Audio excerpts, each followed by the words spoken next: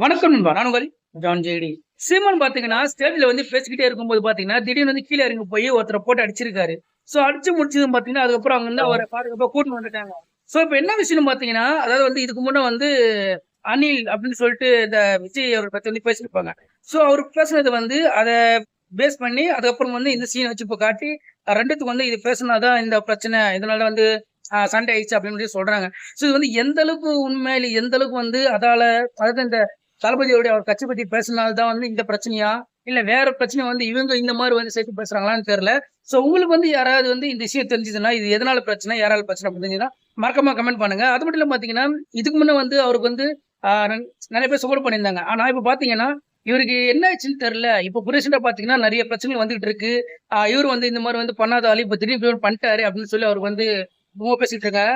ஆ அதாவது வந்து இவர் பண்ணது தப்பு அப்படின்னு சொல்றாங்க. இது டீட்டெயிலா எனக்கு தெரியல. உங்களுக்கு ஏதாவது தெரிஞ்சுதுன்னா மறக்காம கமெண்ட் பண்ணுங்க. முடிஞ்ச சேனல ஃபாலோ பண்ணிக்கங்க.